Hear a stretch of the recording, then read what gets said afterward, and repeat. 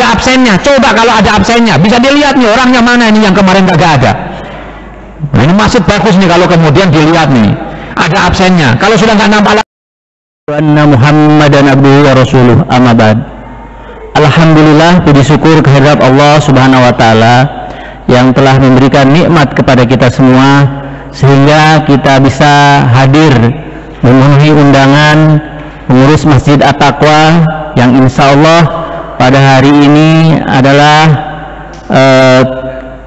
iftar jamaah yang pertama yang insya Allah sambil menunggu buka bersama kita akan sama-sama mendengarkan tausiah ceramah dari Al-Mukarram Bapak Ustadz Mufti Asmi Alsi. Alhamdulillah beliau sudah berada di tengah-tengah kita dengan tema Ramadan, bulan peningkatan disiplin diri, yang insya Allah sebentar lagi akan dimulai acaranya.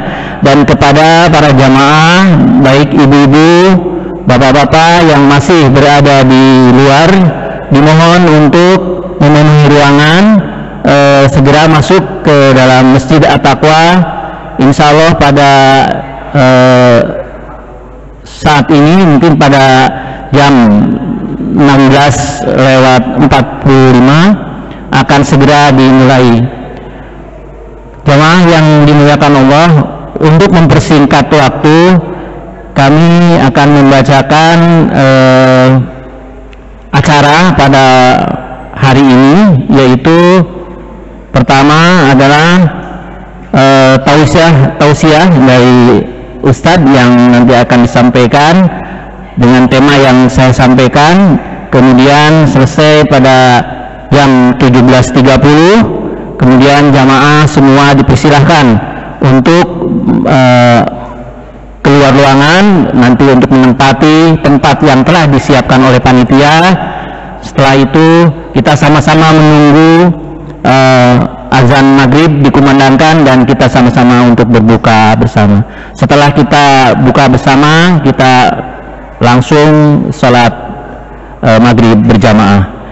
Itu acara yang akan dilaksanakan pada hari ini. Untuk mempersingkat waktu kepada Pak Ustadz, mungkin bisa dimulai, kami tempat dan waktu, persilahkan.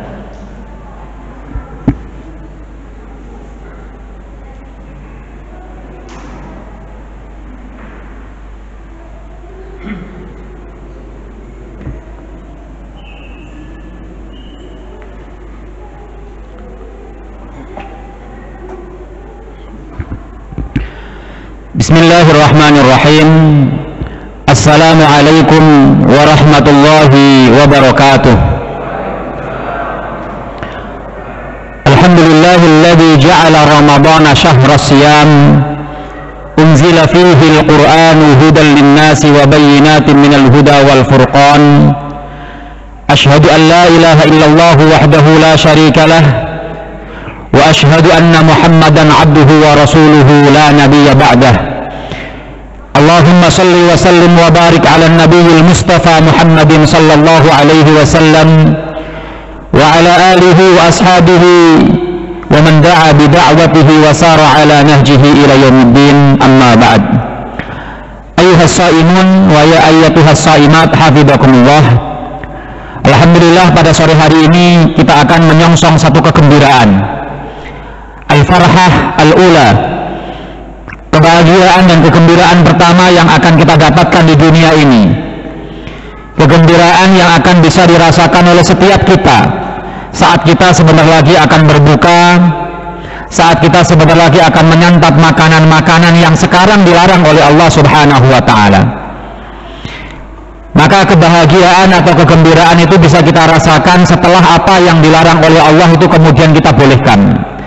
Ketika dibolehkan, maka segala sesuatu yang dilarang itu akan menjadi sangat menyenangkan dan sangat menggembirakan. Maka kegembiraan ini mudah-mudahan menjadi motivasi bagi kita untuk meningkatkan kualitas ibadah kita dan amal kita selama kita berada di bulan Ramadan tahun ini. Dan tentu Bapak Ibu sekalian yang dirahmati oleh Allah Subhanahu wa ta'ala, saat kita memasuki bulan Ramadan, maka sesungguhnya kita berada dalam satu madrasah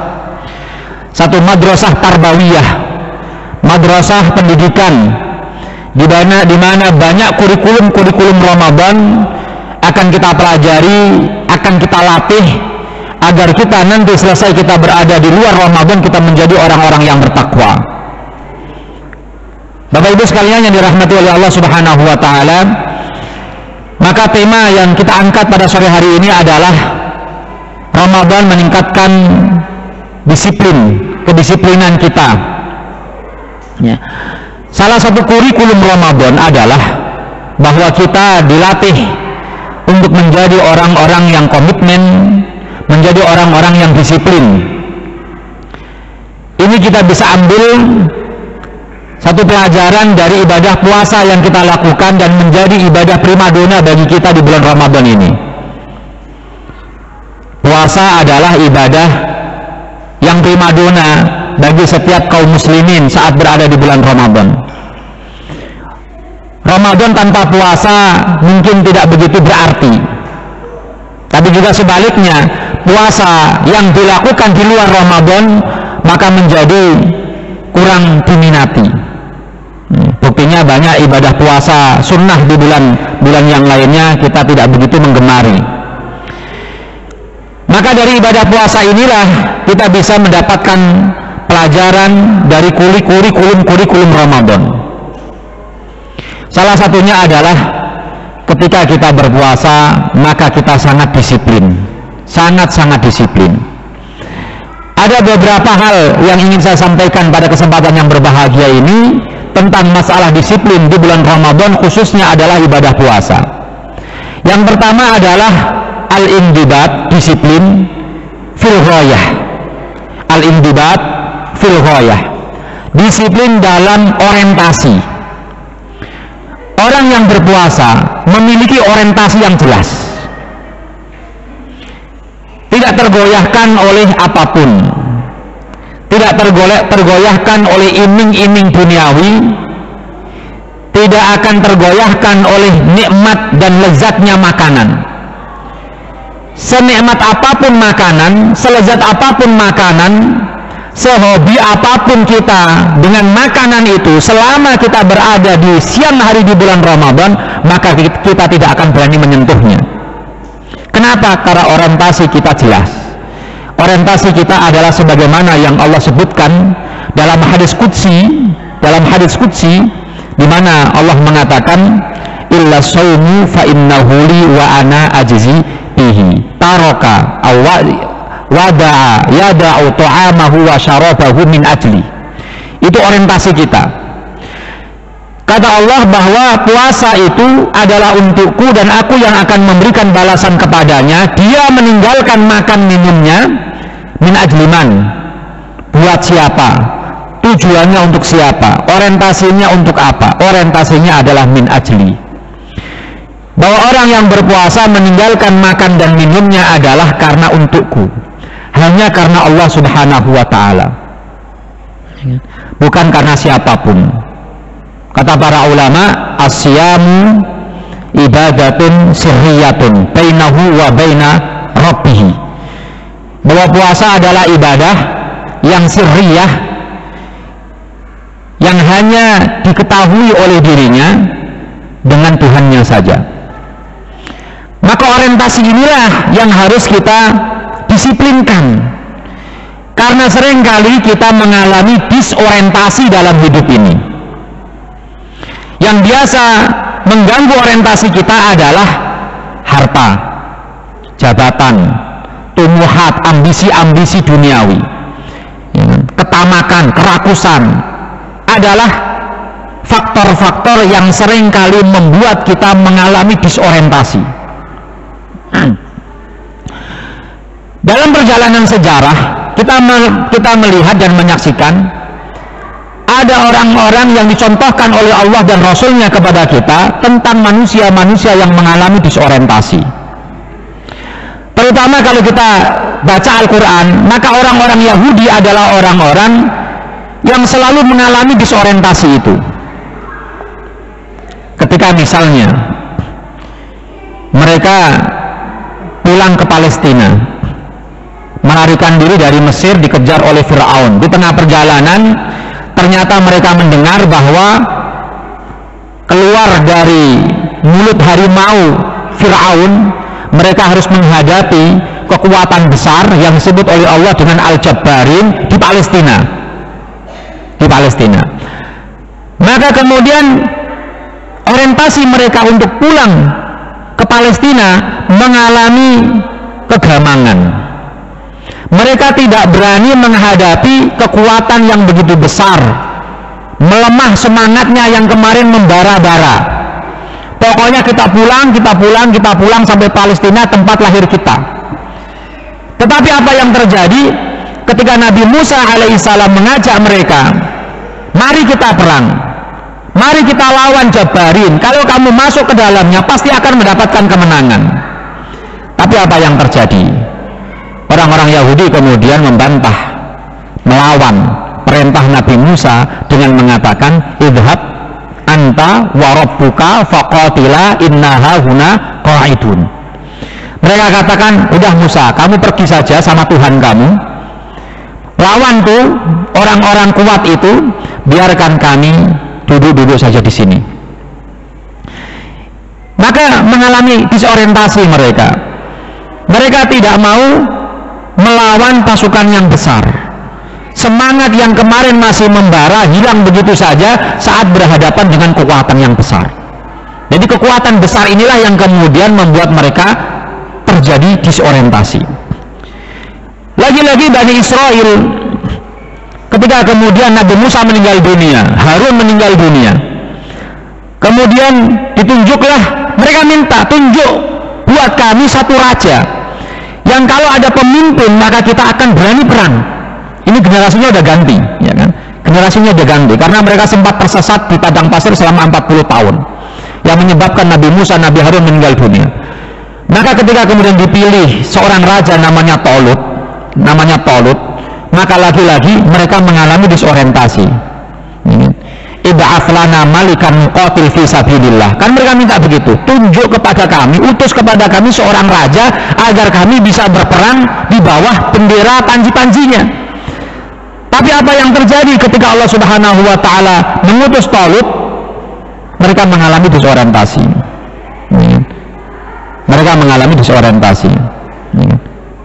Mereka katakan, anna yakunu lahul mulku alaina wa nahnu ahaqqu bil mulki minhu wa lam yu'ta sa'atan minal mal. Tadi bilangnya pengen ada raja agar bisa berperang. Sekarang sudah ditunjuk raja, kemudian mereka katakan dia nggak pantas jadi raja. Dia nggak pantas jadi raja. Dia nggak kaya. Dia bukan orang terkenal. Kami yang paling berhak untuk menjadi raja. Maka lupa dia kepada janjinya tadi.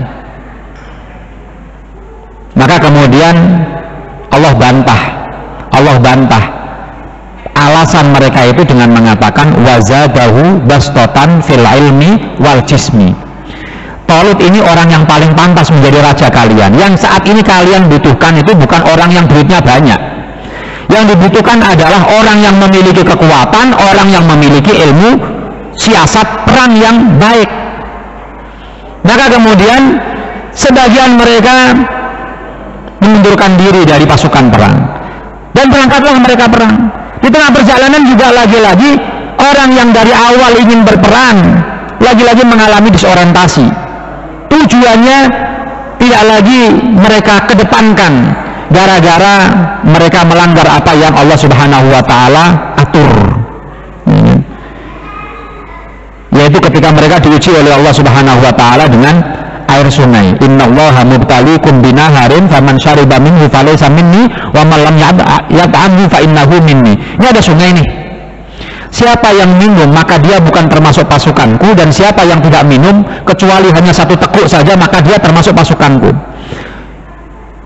Ini ujian, mana yang benar-benar ya, benar-benar disiplin dengan orientasinya, mana yang tidak. Maka kemudian ternyata fasyaribu illa qalilan minhum. Mayoritas orang itu minum kecuali hanya sedikit saja. Dan sedikit inilah yang kemudian dikatakan oleh Allah, kam min fi'atin qalilatin ghalabat fi'atan katsiratan biidznillah. Yang sedikit inilah yang kemudian mendapatkan kemenangan.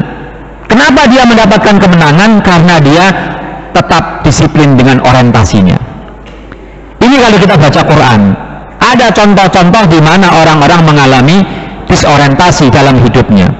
Di zaman Nabi, Bapak Ibu sekalian yang dirahmati oleh Allah Subhanahu wa taala, kita juga mendapati ada orang-orang yang mengalami futur, ya kan? Ada orang-orang yang mengalami disorientasi, ya kan?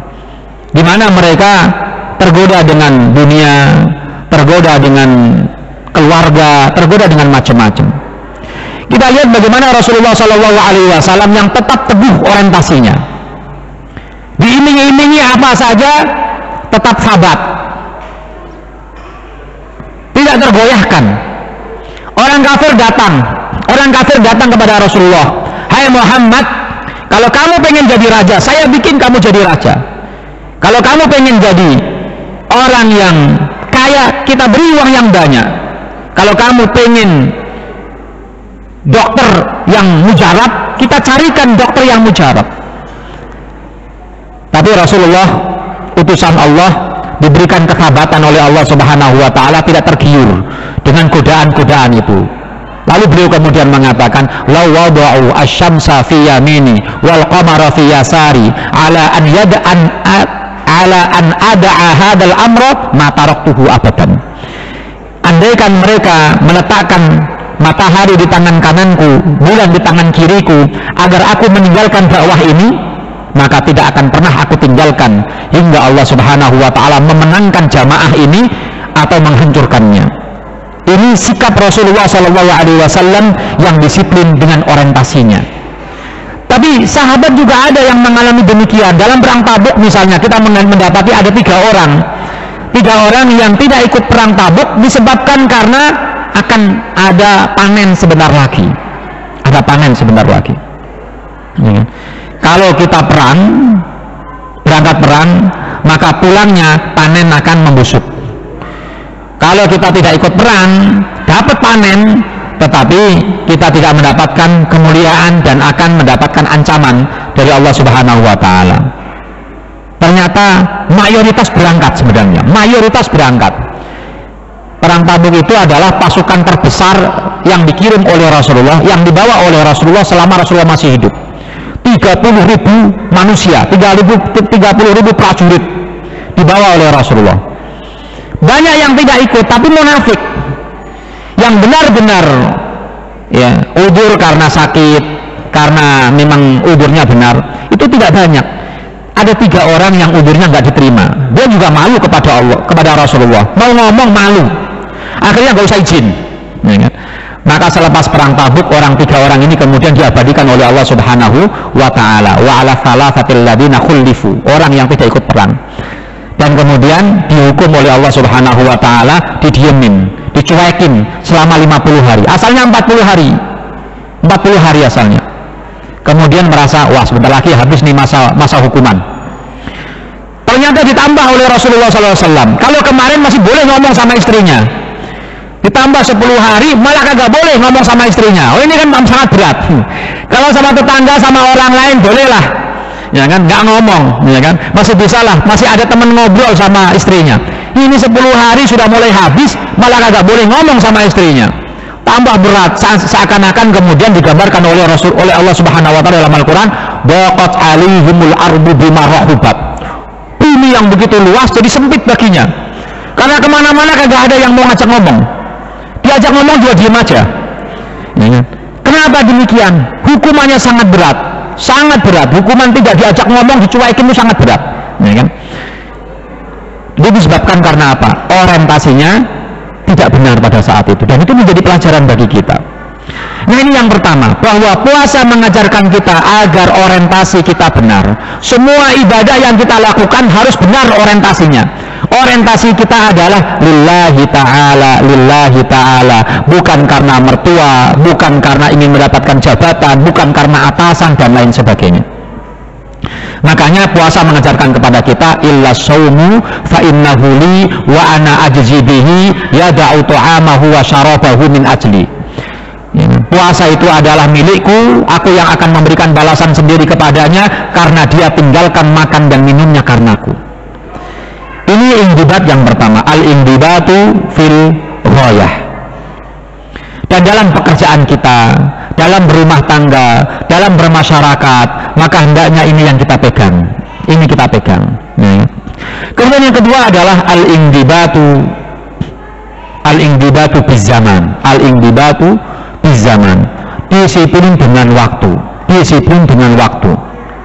Sekenyang apapun kita, maka kita harus, ya kan, harus tepat waktu, baik dalam sahur ataupun buka. Selapar apapun kita harus tepat waktu. Kalau belum tiba waktunya berbuka, jangan berbuka, walaupun laparnya luar biasa. Walaupun kita kenyang, maka ketika sudah subuh kita harus mulai berpuasa. Ya. Sehingga Bapak Ibu sekalian yang dirahmati oleh Allah Subhanahu wa taala, puasa dan juga semua ibadah-ibadah yang lainnya itu mengajarkan kepada kita untuk ingibat, untuk disiplin dengan waktu. Dengan waktu. Ya. Maka Allah katakan dalam hal salat, inna sholata kanat alal mu'minina kitaban mauquta. Salat itu sudah ditetapkan waktunya. Tidak boleh salat sebelum dan setelah waktunya. Sebelum dan setelah waktunya. Kalau kita sholat zuhur jam 11, batal sholat kita. Batal sholat kita, nggak dapat pahala. Karena itu segala sesuatu yang dilakukan sebelum waktunya maka dilarang. Ada satu kaidah usul fikih bunyinya gini. Man istajala syai'an qabla awanihi uqiba bihirmanihi. Man istajala syai'an qabla awanihi uqiba bihirmanihi. Siapa yang terburu-buru ingin mendapatkan sesuatu sebelum waktunya tiba, maka dia dihukum dengan tidak mendapatkan sesuatu yang diharapkan itu. Contohnya adalah tadi, orang mau sholat duhur, pengen gugur kewajiban sholat duhurnya, tapi belum waktunya, maka dia tidak mendapatkan keinginannya untuk menggugurkan kewajiban sholat duhurnya. Berarti apa? Nanti kalau tiba waktu sholat duhurnya harus sholat lagi. Kalau dalam usul fikih diantara contohnya itu orang nikah sebelum waktunya. Perempuan ditalak suaminya menjalani masa iddah. Perempuan ketika ditinggal wafat oleh suaminya menjalani masa iddah. Lalu ada seorang laki-laki yang buru-buru ingin menikahi wanita itu sebelum waktunya. Masa iddah belum selesai udah dikawin. Maka nikahnya batal. Tidak sah. Bahkan sebagian ulama mengatakan wanita ini menjadi haram dinikahi selama-lamanya. Lagian siapa suruh nikah sebelum waktunya? Ya, sabar dikit kenapa? Ya, sabar dikit, nanti juga akan kedapatan. Demikian pula kalau ada orang, contohnya yang lain dalam kaidah ini, kalau ada orang ingin mendapatkan warisan sebelum waktunya, dia butuh duit, bapaknya uangnya banyak kagak dikasih-kasih, lalu dia pengen mendapatkan warisan sebelum bapaknya meninggal dunia dengan cara membunuhnya. Ini bapak ini nggak mati-mati. Ya kan mungkin ada. Loh, bapak benci sama anak ya ada, anak benci sama bapak ya ada kok. Kan ada orang tua bunuh anaknya, ada anak bunuh orang tuanya. Jadi saya rahat nih. Ini bapak ini nggak mati-mati. Di rumah sakit berbulan-bulan kagak mati-mati. Ya disuntik mati. Maka orang yang ingin mendapatkan warisan dengan cepat sebelum waktunya, dia dihukum oleh Allah Subhanahu wa taala dengan tidak mendapatkan warisan itu. La yarithu al-qatilu, orang yang membunuh tidak bisa mendapatkan warisan. Demikian pula orang yang sholat di luar waktu kagak disiplin. Sholat zuhur jam 4 sore tanpa sebab, maka sholatnya sah atau tidak sah? Kalau dia niatkan qadha maka sah, tapi dia berdosa. Maka ayat wailul lil musallin alladzina nahum an salatihim sahun itu berlaku pada orang yang menunda-nunda sholatnya hingga waktunya habis. Sholat zuhur jam 4 sore itu wailul. kena hukuman wail. Ya, banyaknya mananya ini. Wail ada mengatakan celaka, ada yang mengatakan neraka, wail dan lain sebagainya. Jadi harus tepat waktunya. Sholat jelas waktunya. Bahkan kalau Rasulullah mengatakan as-sholatu ala waqtiha sebagai amal yang terbaik, sholat tepat waktunya. Dalam riwayat yang lainnya mengatakan as-sholatu fi awwali waqtiha, sholat di awal waktu sebagai amalan yang paling dicintai oleh Allah. Maka orang terlambat dikit saja sudah berbeda nilainya. Memang sah, tidak berdosa. Misalnya orang masbuk. Ya. Di sini banyak yang masbuk atau banyak yang tepat waktu. Kalau imam Allahu Akbar ini barisan paling depan ini berapa isinya? Tadi saya tanya katanya sampai 5 baris. Tapi 5 baris ini mayoritas masbuk atau tepat waktu? Ya, minal masbukin, termasuk orang-orang yang masbuk. Tapi orang masbuk itu tidak dosa, tapi dia tidak mendapatkan keutamaan sholat di awal waktu. Ya kan? Apalagi jamaah berikutnya, imam udah selesai bikin jamaah lagi, ya, bikin jamaah yang kedua aja masih masbuk juga, ya kan? Jadi sering kita ternyata suka masbuk, padahal Rasulullah sudah nyatakan termasuk amalan yang paling dicintai oleh Allah adalah as-sholatu fi awwali waqtiha, sholat di awal waktu. Ternyata kita suka nunda-nunda. Sahabat juga ada sebenarnya yang masbuk juga ada, tapi tidak sebanyak kita. Mayoritas mereka tepat waktu, mendapati takbir pertama. Masbuk ada, cuman dikit. Salah satu orang yang pernah masbuk dan diabadikan dalam hadis itu namanya Abu Bakaroh. Ya. Jadi kalau yang masbuk itu yang mirip Abu Bakaroh. Ya panggilannya Abu Bakaroh, ya Pak. Itu masbuk itu. Tapi beliau juga nggak sering masbuknya, cuman sesekali saja. Ketika Nabi sedang sholat, kemudian Abu Bakaroh datang mendapati jamaah sedang ruku. Apa yang dilakukan oleh Abu Bakaroh? Dia ruku di depan pintu, lalu dia jalan sambil ruku sampai ketemu shaf. Ini kalau ada orang begini ini repot ini, ya kan? Kelihatan CCTV soalnya, ya kan? Jalan sambil ruku. Loh, rukunya Abu Bakaroh itu Nabi tahu. Nabi di depan, jamaah banyak. Ya kok tahu itu? Berarti Nabi bukan berarti kalau sholat khusyuk itu nggak dengar apa-apa. Dengar orang jalan di belakang itu dengar, gitu kan? Lalu setelah selesai kemudian Nabi tanya, siapa tadi yang sholatnya jalan? Abu Bakaroh ya bilang, jawab, saya ya Rasulullah. Ngaku dia, ngaku. Ini sunnah Nabi yang nggak pernah dilaksanakan oleh kita. Nggak ada kemudian imam berdiri, siapa tadi yang masbuk? Nggak ada, ngecek satu-satu, ya kan? Kemudian ditanya saya ya Rasulullah, maka kata Rasulullah, besok-besok jangan diulang, besok-besok jangan diulang. Jadi itu aja, ya. Jadi ada masbuk itu, ya. Maka puasa mengajarkan kepada kita tentang disiplin masalah waktu. Maka seorang muslim, apalagi dia sedang berpuasa, yang orientasinya adalah, tujuannya adalah agar dia menjadi orang yang bertakwa, maka orang yang bertakwa adalah orang yang selalu menjalankan tugasnya sesuai dengan SOP. Orang yang berpuasa ketika dia bekerja di kantor, di pabrik, di instansi, lembaga dan lain sebagainya, maka salah satu kewajibannya adalah ia harus datang tepat waktu, pulang juga sesuai dengan ketetapan. Jangan datang setelah waktunya masuk, jangan pulang sebelum waktunya tiba. Kenapa? Karena orang yang bertakwa itu dia adalah orang yang harus menepati janji dia saat dia masuk kerja. Kan ketika kita bekerja ada perjanjian, perjanjiannya adalah masuk jam sekian, pulang jam sekian. Dan itu orang muslim itu harus ikuti itu, persyaratan itu, kesepakatan itu. Kata Nabi, al-muslimuna ala syurutihim. Orang Islam itu harus mengikuti kesepakatan yang dibuat bersama. Kalau ada orang mengingkari kesepakatan yang dibuat, maka dia memiliki sifat munafik. Sifat munafik adalah orang yang mengingkari perjanjian. Maka pengingkaran Yahudi di Madinah yang pertama adalah mengingkari perjanjian yang dibuat antara Rasulullah dengan orang-orang Yahudi dalam piagam Madinah. Ya kan? Oleh karenanya seorang muslim tidak boleh mengikuti sifat-sifat orang Yahudi yang mengingkari perjanjian ketika dibuat dari awal. Maka kita khawatir nih, jangan-jangan kita ini masuk dalam kategori itu. Terlambat kalau sekali dua kali ya masih bisa dimaklumi. Tapi kalau sudah menjadi watak, menjadi kebiasaan, ini dipertanyakan ketakwaannya.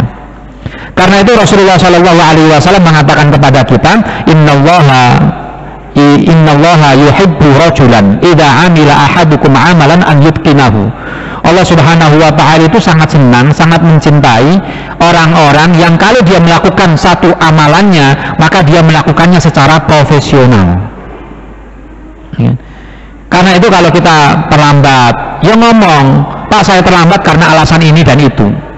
Jangan sampai kita punya perjanjian, kita punya janji untuk ketemu dengan seseorang, kemudian kita tidak datang, kita tidak ada tanpa ada berita. Maka ini kita khawatir tadi, termasuk dalam ayatul munafiki falafun. Idza wa'ada akhlafa. Kalau kita berjanji kita mengingkari. Nah, ini yang kedua, al-inqidat bizaman. Disiplin dengan waktu. Itu diajarkan oleh Allah kepada kita dari ibadah puasa ini. Inilah kurikulum Ramadan yang kita dapatkan. Yang ketiga adalah al-indibatu. Al-indibatu bin nidham. Disiplin dengan prosesnya, dengan tata kelolanya, dengan tata caranya. Artinya begini, ketika kita berpuasa, maka tata cara puasa adalah minimal memenuhi dua rukun. Rukun yang pertama adalah niat, yang kedua adalah meninggalkan hal-hal yang membatalkan, yaitu makan, minum, dan jima. Itu aturannya dua aja, itu aturan minimal tuh. Untuk menjadi sah puasa kita, gugur kewajiban kita, itu dua itu, niat dan meninggalkan hal-hal yang membatalkan. Maka kalau kita melanggar aturan ini, batal puasa kita. Puasa kagak niat, ya nggak jadi puasa. Nanti akan ada perbedaan pendapat di antara para ulama. Apa hukum niat setiap malam? Niat puasa itu setiap malam atau boleh sekali saja? Ya kan? Belum lagi nanti kita berbeda pendapat masalah apakah talafud bin niyah ini disunahkan ataukah tidak. Melafalkan niat ini disunahkan ataukah tidak. Ya kan? Ini pembahasan fikih nggak kita bahas pada hari ini. Ya kan? Ya kan? Tapi niat itu wajib. Innamal a'malu bin niyat. Semua amal perbuatan itu tergantung niatnya. Yang kedua adalah kalau khusus bulan Ramadan, kata para ulama berdasarkan hadis man lam yubayyitin niyata fala siyama lahu. Siapa yang tidak memalamkan niatnya maka nggak sah puasanya. Ya kan? Ini mayoritas ulama pakai dalil ini. Ya kan? Sebagian ulama pakai dalil Nabi pernah berpuasa setelah tidak mendapati makanan di pagi hari. Berarti boleh niat ketika di pagi hari. Tapi pendapat ini lemah karena yang dilakukan oleh Nabi itu puasa sunnah, bukan puasa wajib. Ya kan? Jadi setiap malam kita berniat. Ya, kita berniat. Makanya saya memandang bahwa kalau setiap malam diingatkan oleh jamaah, oleh imam, oleh Bilal tentang kewajiban niat, itu ya dalam rangka fadzakir fa inna dzikra tanfa'ul mu'minin, dalam rangka untuk mengingatkan, jangan sampai kita tidak berniat sama sekali. Dan yang kedua adalah meninggalkan makan dan minum. Ya kan? Makan dan minum. Kalau kita makan dan minum di siang hari pada saat kita sedang berpuasa, maka tidak hanya sekedar batal puasa kita, tapi juga menyebabkan kita mendapatkan ancaman dari Rasulullah SAW dengan ancaman yang sangat-sangat berat. Ya. Orang yang tidak berpuasa di bulan Ramadan dengan sengaja, tidak ada udzur yang dibenarkan, tidak karena sakit, tidak karena bepergian, maka dia diancam oleh sabda Nabi SAW, atau man aftara yauman muta'ammidan lam yasumhu dahru fa in shamahu. Barang siapa yang berbuka, tidak berpuasa dengan sengaja satu hari saja di bulan Ramadan tanpa ada udzur yang syar'i yang dibenarkan, maka dia tidak akan bisa diganti dengan puasa 1 tahun walaupun dia benar-benar berpuasa. Ini hadis. Tapi tidak semua sepakat ini hadis sahih. Hadisnya ada yang mengatakan dhaif. Ya. Tetapi semua ulama sepakat bahwa orang yang tidak berpuasa di bulan Ramadan dengan sengaja tanpa udzur syar'i itu dosa besar, itu sepakat. Dosa besar itu sepakat. Dan sepakat pula bahwa mereka berpendapat, semua ulama sepakat pula bahwa orang yang sengaja tidak berpuasa di bulan Ramadan wajib mengqadha. Wajib mengqadha. Kalau nggak jumhur ulama. Kalau nggak salah, kalau nggak jumhur muttafaq alaih. Hanya sebagian kecil ulama mengatakan cukup bertaubat saja. Tapi dalil jumhur ini kuat. Dalil jumhur ini kuat. Orang yang tidak puasa karena bepergian, karena sakit, karena udzur syar'i saja, itu wajib mengqadha, apalagi yang nggak ada udzur syar'i. Harusnya lebih wajib mengqadha. Selain dosa besar dia harus bertaubat. Maka kalau ada yang berbuka, tata kelola puasa ini, nizam yang diatur oleh Allah untuk puasa ini kita tidak taati, maka buyar puasa kita. Maka puasa mengajarkan kepada kita tentang nizam, tentang tata acara, tata kelola, tata aturan ya dalam ibadah yang harus kita taati. Kalau kita tidak taati maka akan menjadi bahaya, menjadi tidak sah. Apalagi sholat, masya Allah, tata acaranya banyak. Kalau puasa itu nggak perlu nggak perlu latihan, nggak perlu belajar khusus lah. Pokoknya intinya niat sama nggak makan nggak minum selesai lah. Tapi kalau sholat itu sampai Rasulullah mengatakan, "Shollu kama ra'aitumuni usolli." Sholatlah kamu sebagaimana kamu lihat sholat saya. Jadi semua yang aku lakukan dalam sholat aku, itu kamu lihat, kamu ikuti. Sehingga perlu waktu yang panjang. Nabi aja belajar sholat itu 2 hari. Nabi belajar sholat itu 2 hari. Kita belajar sholat berapa tahun? 2 hari ketika Nabi Isra dan Mi'raj pulang, subuh-subuh pulang, itu Jibril datang ngajarin Nabi cara sholat. Zuhur pertama, zuhur, asar, maghrib, isya, subuh itu selalu Jibril datang di awal waktu. Hari kedua, ya kan? Hari kedua Jibril selalu datang di akhir waktu. Dan diajari bagaimana cara sholat, rukuknya gimana, sujudnya gimana, yang dibaca apa, itu diajari sama Jibril. Kemudian selesai subuh di hari kedua, Jibril bilang, waktu sholat antara hari kemarin dan hari ini, ya kan? Dari hari kemarin di awal waktu, hari ini di akhir waktu. Itu Nabi latihan, itu tata aturan yang harus dipenuhi. Kalau tata aturan sholat ini kita tidak penuhi, maka menjadikan sholat kita bisa tidak sah, tergantung apa yang dilanggar. Tergantung apa yang dilanggar.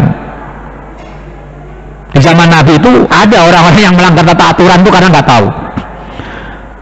Disebutkan dalam hadis, pas lagi sholat ada orang bersin. Orang bersin itu kan nggak bisa ditahan ya.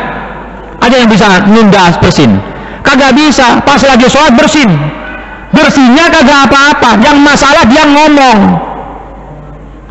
alhamdulillah. Sholat ngomong alhamdulillah. Lu sebelahnya lu jawab yarhamukallah. Lu dia ya jawab lagi yahdikumullah wa yuslih balakum. Lu sholat kok obrol-obrolan, padahal ngobrolnya saling mendoakan. Selesai sholat, Nabi tanya, siapa tadi yang sholatnya ngomong? Sholat kok ngomong? Maka 2 orang itu mengatakan, kami ya Rasulullah, kami yang tadi ngomong. Maka Rasulullah kemudian mengatakan, laisa fis sholati min kalamin nas. Sholat itu tidak boleh berbicara layaknya orang-orang berbicara. Walakinna sholata dzikrun wa tasbihun wa tahlilun wa tahmidun.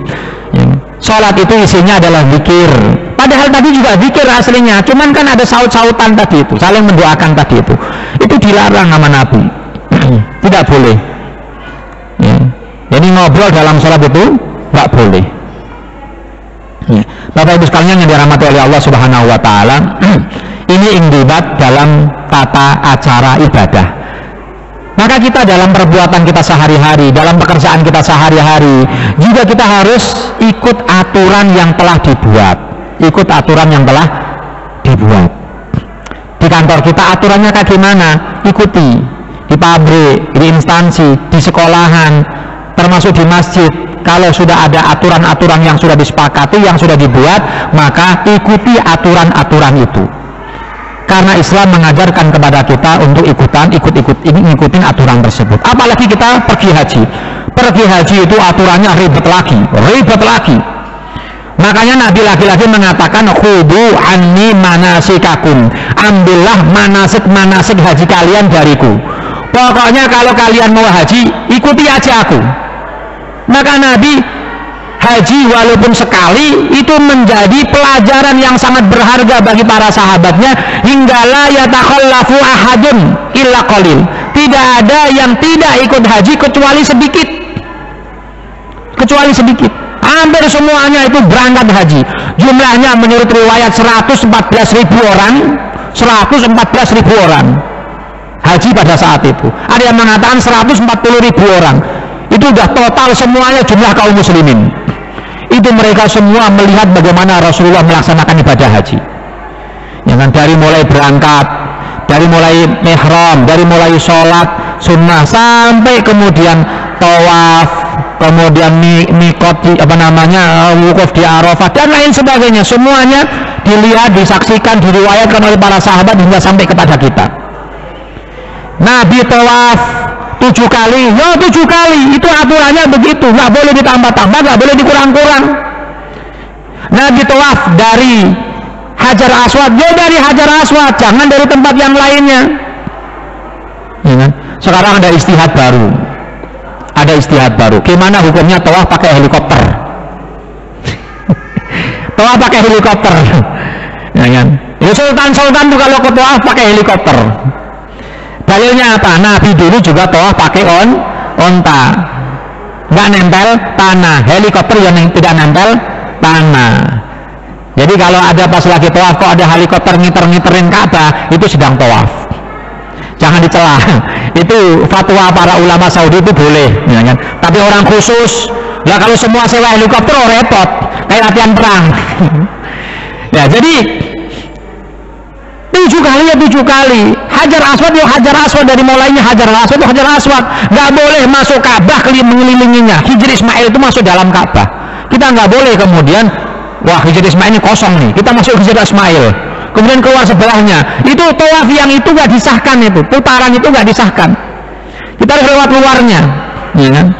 Luarnya ini aturan, nggak boleh diganti-ganti.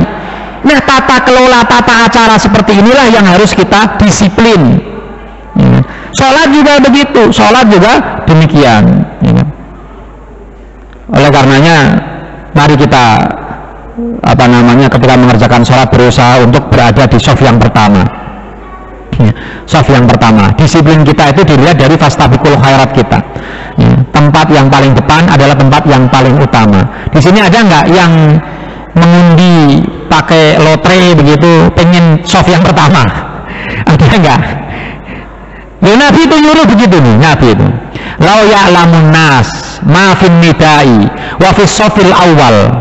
Kalau manusia mengetahui betapa besar pahala yang diperoleh oleh orang yang adzan dan orang yang mendapatkan shaf yang pertama, lalu dia tidak mendapati keduanya kecuali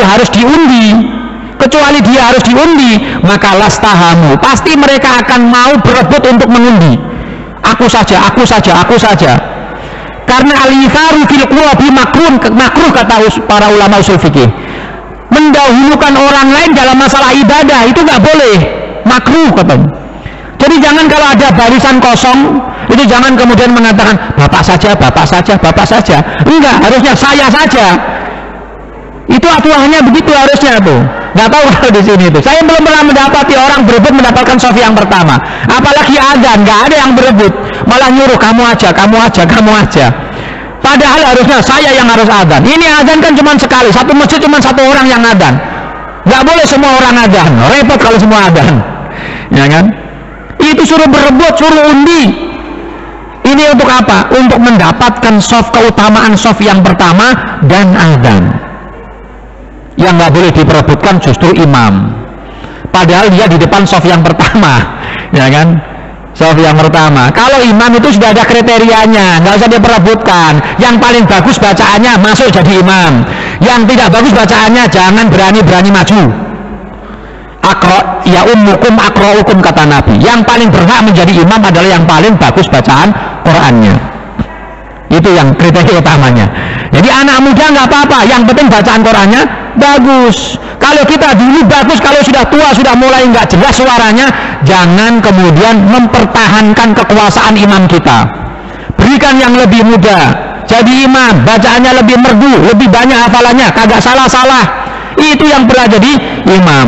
Kalau mau berebut silahkan di depan imam, jadi jenazah.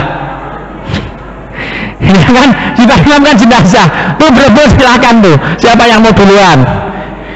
Jadi Bapak Ibu sekalian yang dirahmati oleh Allah Subhanahu Wa Taala, bulan Ramadan ini insya Allah kita berlomba untuk kebaikan. Tadi saya berbicara dengan pengurus masjid, ya kan?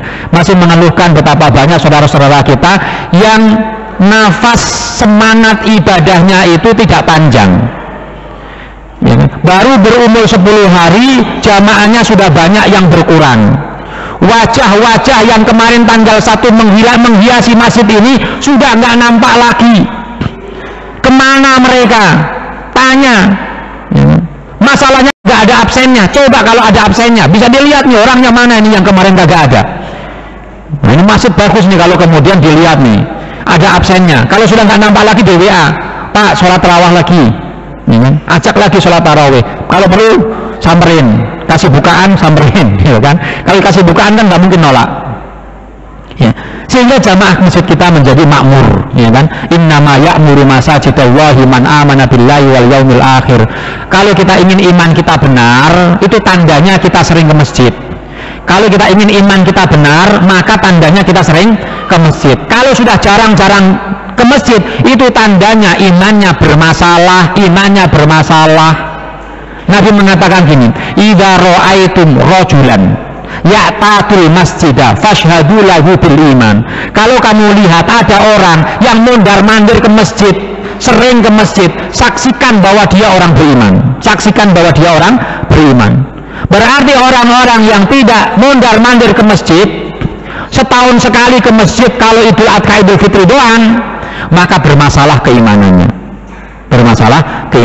Maka orang yang akan mendapatkan naungan di hari akhirat adalah warajulun qalbuhu mu'allaqun bil masajid, orang yang hatinya digantung di masjid. Kalau saya semain begitu, orang yang hatinya digantung di masjid, karena mu'allaqun, digantung di masjid, artinya kemana-mana kita akan nyari hati kita, jantung kita di mana? Di masjid. Pulang lagi ke masjid nyari jantung kita untuk hidup, ya. Itu yang akan mendapatkan naungan dari Allah Subhanahu Wa Taala. Oleh karenanya, mari kita meramaikan masjid kita, terutama di bulan Ramadan ini. Kita itikaf di masjid, kita tarawih di masjid, tilawah di masjid, kajian di masjid, aktivitas ibadah kita lakukan di masjid. Yang terakhir adalah insya Allah kalau kita intibat, kalau kita disiplin dengan semua yang tadi saya sebutkan ada 3, maka kita layak mendapatkan reward dari Allah Subhanahu Wa Taala, berhak mendapatkan thawab, ya, balasan dari Allah Subhanahu Wa Taala. Maka kalau orang puasanya benar, ana ajizibi, pasti aku akan kasih balasan. Kalau sholatnya benar, maka pasti akan menjadi tumpuan amal-amal kita yang lainnya. Karena sholat itu menjadi miftahul amal. As-sholatu awwalu ma yuhasabu bihil abdu as-sholatu. Amal ibadah yang pertama kali akan dihisab oleh Allah Subhanahu Wa Taala adalah sholatnya. Idza sholuhat sholuhal sairul a'mal. Kalau sholatnya benar, semua amalnya insya Allah akan menjadi benar. Tapi kalau sholatnya tidak benar, wa idza fasada sairul a'mal, maka amal-amal yang lainnya juga akan tidak benar. Nah, mudah-mudahan bulan Ramadan ini bisa kita maksimalkan dengan sebaik-baiknya. Janganlah kita menjadi orang yang disebut oleh Rasulullah Sallallahu Alaihi Wasallam menjadi orang yang rahma anfu rajulin dakhala alaihi Ramadan thumma salaha qabla an yughfara lahu. Celaka seorang laki-laki yang mendapati Ramadan lalu dia tidak ngapa-ngapain dan Ramadan meninggalkannya, masih ada dosa yang belum diampuni oleh Allah Subhanahu Wa Taala. Aku qouli hadza astaghfirullah li wa lakum. Wassalamualaikum warahmatullahi wabarakatuh.